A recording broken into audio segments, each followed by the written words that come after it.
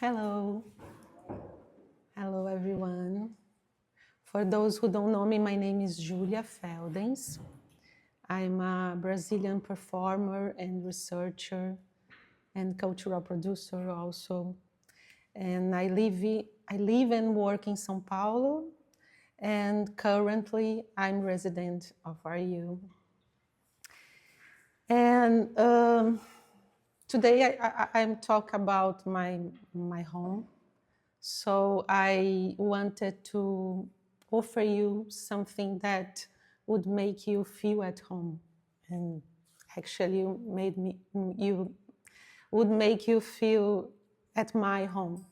Since I love tea and I have several herbs planted in my garden, I think that I could offer you some tea from a herb that I have in my garden, and I like it, called Árvore de Cidreira. And I couldn't find this tea to sell in New York, so I asked a friend who was coming to New York to go to my house and get some of this tea from my garden. And she did it, and I could make this tea today for you. So this tea is in the green bottle. Please help yourself. You are my guests. So, Casa Líquida, which means liquid house in English, is a long-term performance that I have been doing for 10 years, and that has transformed my home into a place of exchange. I have guided this performance along with the writing of my research. This artistic action that started in August 2015 and will end in August 2025, this year, has been the research subject of my graduation thesis, of my master's degree, and now my PhD. In this lecture, I will talk about the results of this research creation and how this performance built a territory and transformed my body and the body of my children as performers of this action. Because of this performance and my life are directly connected, or rather entangled, it is necessary for me to begin this story by telling about my life in 2014 to contextualize what comes next. I was married for 17 years and I got divorced in 2014. Because of this divorce settlement, I got a house and a sum of money to support my children and this house for 10 years. This economic arrangement allowed me to dedicate all my time and work to this project and allowed me to discover a few years later how to use monetary capital to produce intensity. During these years, I have focused entirely on it. In 2014, I moved with my two children, Heitor, at the time 9 years old, and Antonio, 6 years old, to this house. Then I started a degree body arts with a specialization in performance. In the second semester of the course, I decided to create a performance that would last the entire course, and at the end, I could write about it. Then was when I created Casa Líquida, a conceptual action that consists of opening my house, my domestic space, for collective use. My body, the body of my children, and the body of the house as an edification were at the center of this action. In this experience, praxis and research are intertwined. As a performer, I have been directly impacted by this artistic action, and this artistic action is directly influenced by this research. For 10 years, the research methodology was our way of life.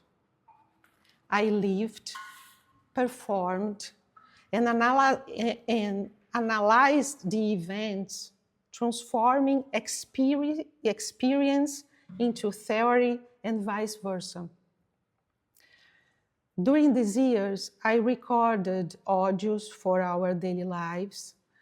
I saved WhatsApp audios messages and recorded what was happening with photos and videos. I also recorded audios of my impressions about the research. The images and audios that you will see today took place between 2015 and 2025. In the beginning, I didn't know how to start this action, how I would invite people to use our house or who these people would be.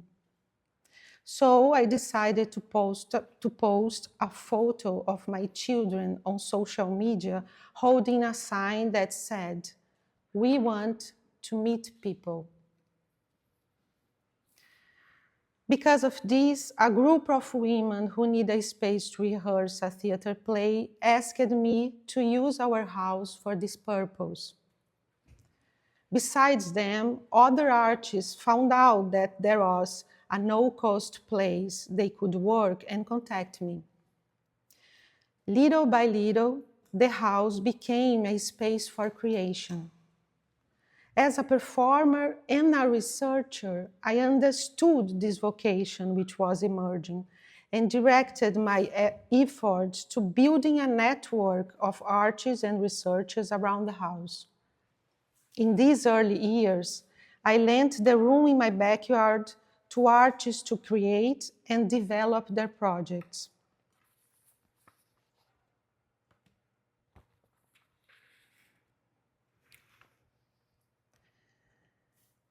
In 2017, I decided that my first research would be about reflecting on how the fact that the place was a home, a domestic space, impacted on the artist's creative process. So, as a research method, I started giving the key to my home to each artist or the person in charge of the group. My goal was to develop responsibility and a bond between these artists and the place. My bet was that over time, this would generate an intimacy with the house and a feeling of belonging to the place. 1 year later, I finished my first research, in which I realized that the fact that it was a home made all difference. Because feeling at home means feeling like you belong to a place, and that creates intimacy. Intimacy inspires freedom, and freedom encourages the artist to take risks, and take risks is fundamental for creation.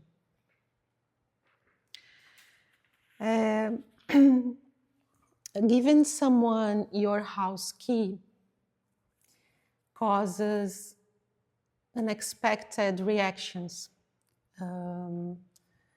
It's a gesture that can confuse people for a moment.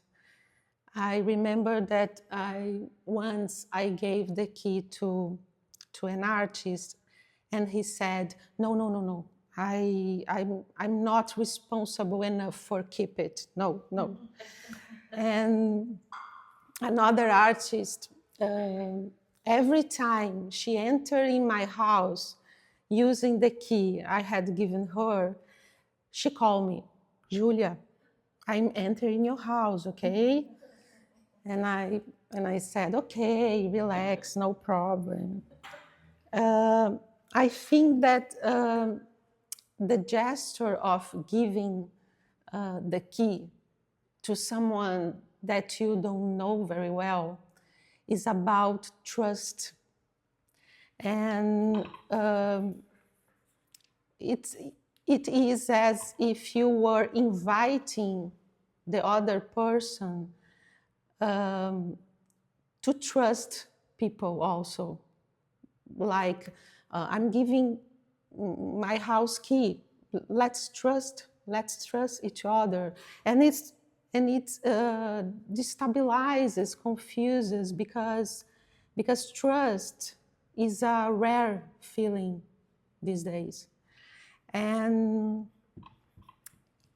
last year, I changed the lock from the gate of my house. For the first time in 10 years, I changed. And I believe that there must be around 300 persons spread throughout São Paulo who still had the key of my house. And it's important to say there has never been any incident, any robbery or break into my house, any in 10 years. I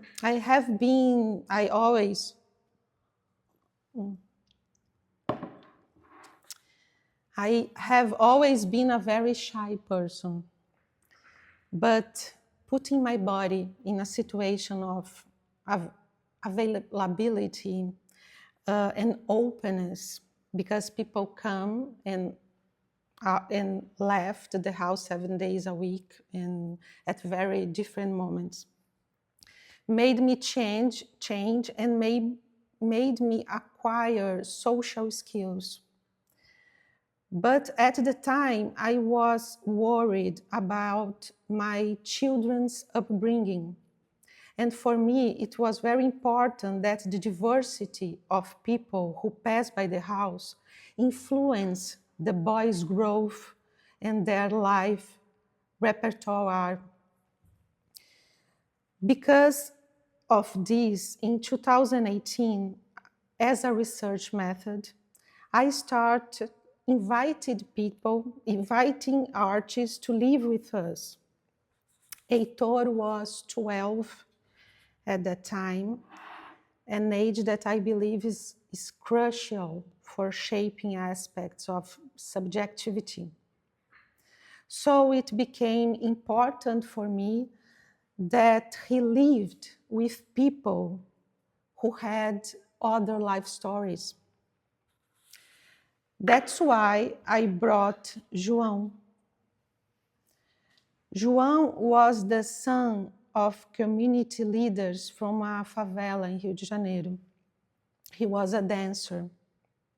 Here's Heitor and João. That's why I brought Inaê. Inaê was born in Salvador, Bahia. She was a dancer and a circus artist. From then on, diversity became an important factor in choosing the artists who would live with us.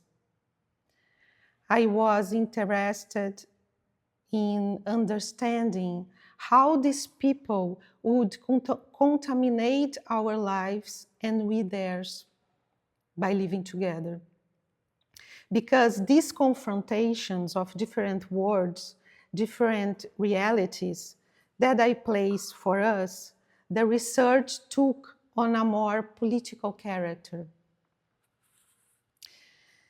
It is important to say that no artist was charged anything, neither to live there nor to use the house as a workspace, because I soon understood that not having monetary exchange would allow other forms of a relationship to emerge. In my master's degree, I looked at the house from a more economic perspective and focused on the notion of value. I tried to understand what values circulate in the house, since there was no monetary value involved. At that time, I understood that the house produced value, but a value related to life.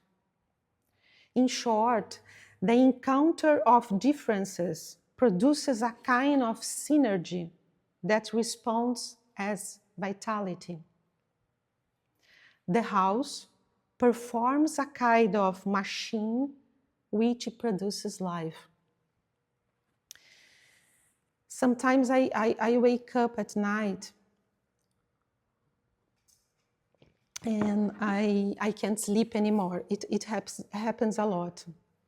And I think, my God, what am I doing? Am I crazy? Because what I'm doing with my money is wrong. I should save my money. I'm losing money. I keep this house with all these people inside, and I will regret it later. Of course, I'm going to run out of money. Then one day, after a night like that, Omar, a musician that lived with us for 2 months and was born in the northeast region in Brazil, told me, Julia, here in the house, I recovered my dreams.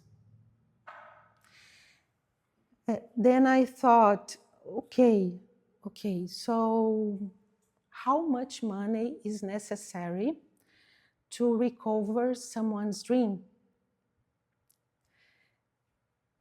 In this transaction, after all, did I lose or gain? And I have to come back to this all the time to convince myself, because all the time we are taught how to defend our property and how to use your money. And but I have been learning these years how to use money to produce intensity.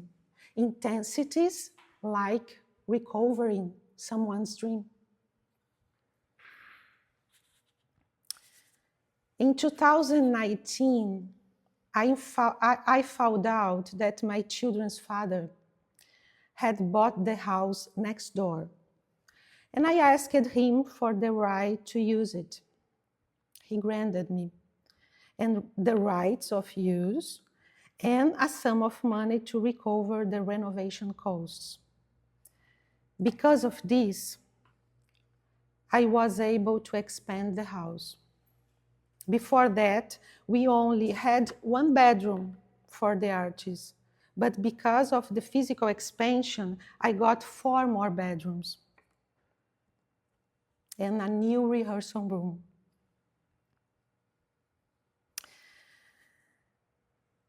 Because of them, because of this, the experience of living with other people got deeper.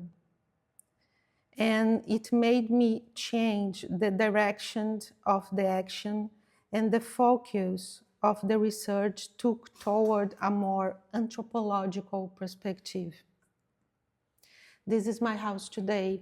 There are 2 houses, and there was a wall in the middle, but now it's a kind of a village. There is a street in the middle of the 2 houses. Okay, bringing together many differences. Okay, in 2022, I started studying how communities organize themselves, mainly how people create connection and access each other. As a research method, I dove deeper into diversity and I started inviting people who have many differences between them from different places of Brazil to live with us. Bringing together many differences causes movements in many directions. This new configuration of the house has created many connections and also many impossibilities of communications and a lot of misunderstandings. My efforts have focused on reflecting on how bridges are created, how people who are so different from each other can access each other and initiate communication and a relationship of exchange. The fact that these people were artists and were in the house developing creative process helped me realize, sorry, helped me realize how much the clash between differences produces new relations and creative connections. But the difficulty of communication between most of these artists was an obstacle to fruitful encounters taking place. But often, when this impossibility of communication is overcome and transformed into alliances, creative connections appear much stronger. It's not enough to open the door and say, yes, you can come in. For something magical to happen, the person who enters needs to open up too.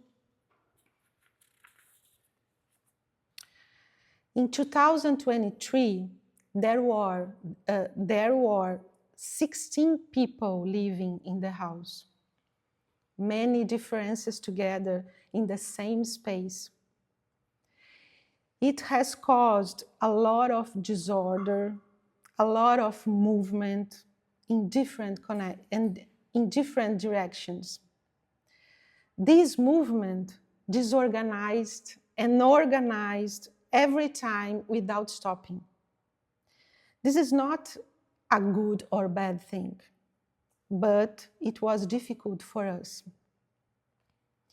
At this point of the performance, I became very sick. Every month, I had different infections somewhere in my body. And because of the antibiotics, I developed hepatitis. Then I understood that I had exposed myself and my children to the contingents of life. I was giving them the opportunity to live in community with all its joys and with all its troubles and mess too. At this time, I could understand how extreme my action was. But these events were important to realize that conflict is an essential part of the encounter, because it is through it that we have the chance to deconstruct and rebuild ourselves and build new alliances, just like the forests that with each new storm reconfigure themselves through an ecosystem that reaffirms itself in adversity. Opening up to the otherness is a way of resisting and stay alive. And when I say alive, I mean full of vitality.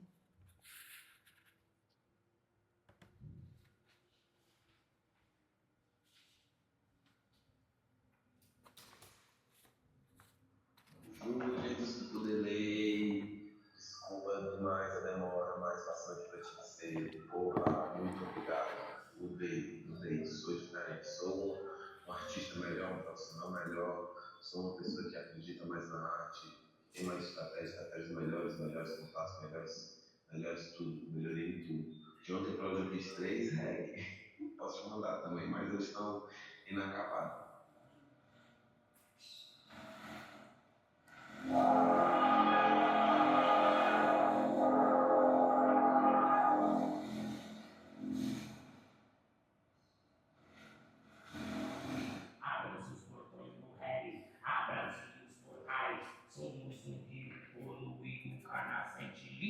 Também podemos ser. Você quer que faça ela toda, você acha? Não.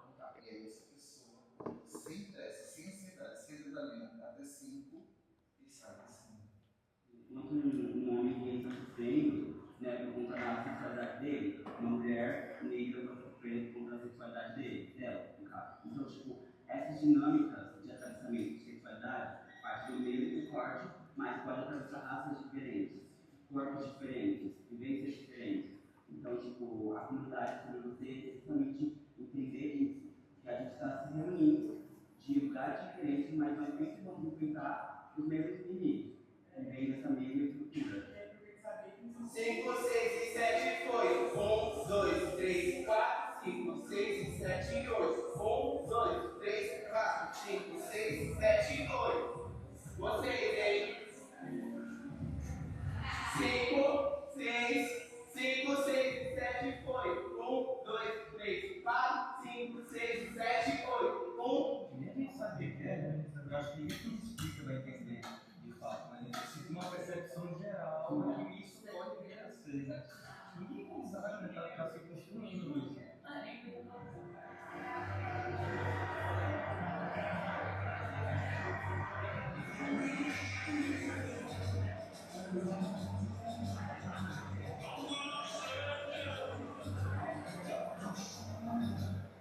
Ser um bicho de estimação ou seguir os instintos mais selvagens que abalam a estrutura da sociedade. Nos dias de hoje, se comportar, ser doméstico, ter disciplina, é algo recomendado. Porém, ficar latindo enquanto os humanos conversam é algo inapropriado. Porém, é o seu instinto falando mais alto do que você. Você necessita ouvir o seu instinto.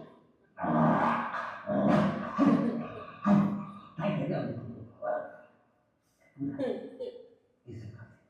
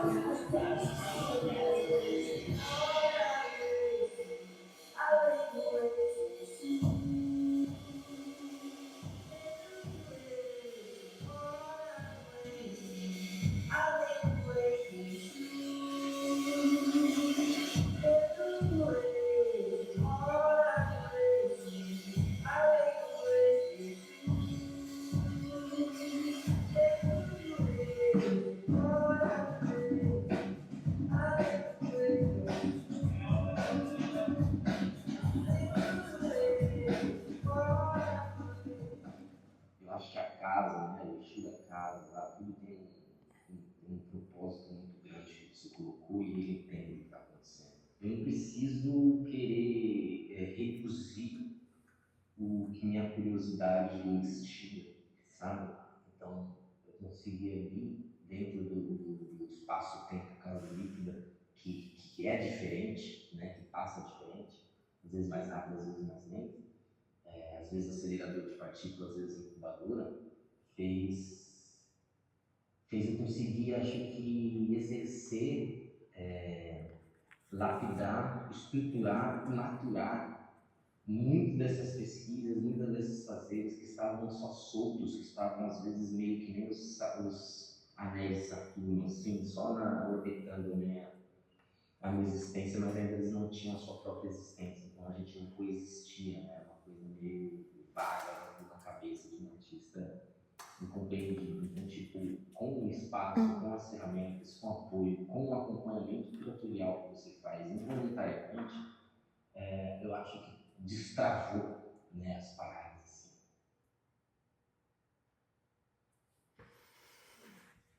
This short film was made with images were shot inside the house.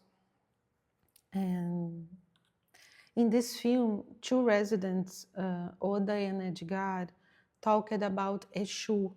Exu is a spiritual entity of Candomblé, which is an Afro-Brazilian religion. At a certain moment in this experience, Candomblé helped me to conduct the energies of the house, and it still helps me because there are too many energies for me to deal with alone. Okay, now at this point in my research, I understand that there are three effective ways to access the other and start an exchange. 3 ways. Through humor, eroticism, and art. Because when you laugh with someone, you create a bond with that person. Eroticism is in the realm of pleasure and passion for a certain object or subject. When you are passionate, you open your body to that experience.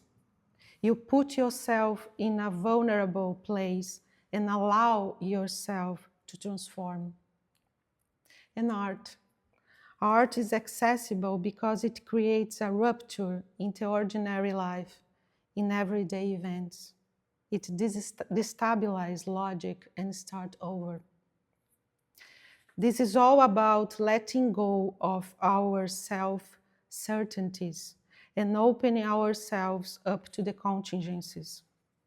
At this time in the world where our own bodies are our borders, opening the door to others and allowing ourselves to be transformed by them is a revolutionary act. Okay, I will end the lecture by talking about Heitor and Antonio. They perform this action because they are in constant contact with what happens in the house. They are impacted by the house, and at the same time, they also help to transform it. So for me, they perform the plays as much as I do. But I can explain the impact that everything had on me, how all this transformed me, because I spent 10 years studying about it, but I cannot speak for them. I see what is evident, their physical growth. When it started, they were children. Today, they are young adults. When people ask what the experience of Casa Líquida changing them, they don't know how to say or what to say. I think it's because everything is so recent. I believe that they will only understand how much this experience shaped who they are in a few years. And perhaps all of this will resonate with them and with me for a much longer time. Sometimes I feel,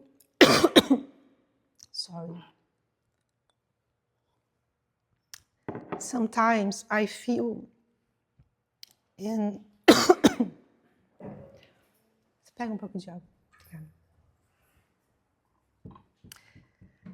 Sometimes I feel an ethical dilemma.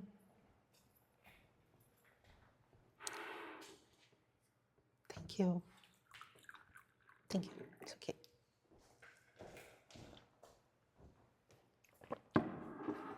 Sometimes I feel an ethical dilemma because they didn't choose to live childhood this way. But I think that life is made of choices. And this was the choice of a mother for her children. In the year that Casa Líquida, as a performance, ends this year, another mother and another child are born in the house. On January 14th, my niece, Lua, who lives with us, gave birth to Valentin. The Casa Líquida is a machine that produces life, and through it, life perseveres.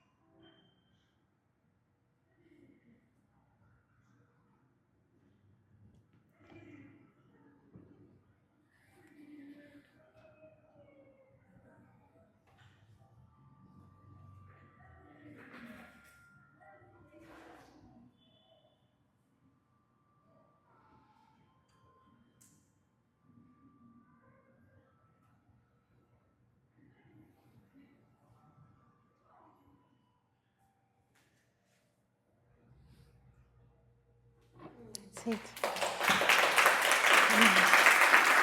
Thank you.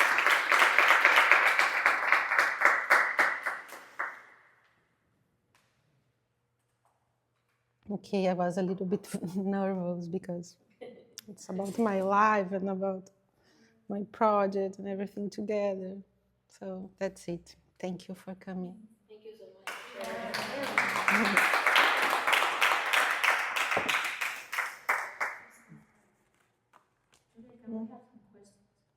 Okay. Very short, very short. You are finishing your project now in August. Yeah. Are you planning to continuing opening your house, or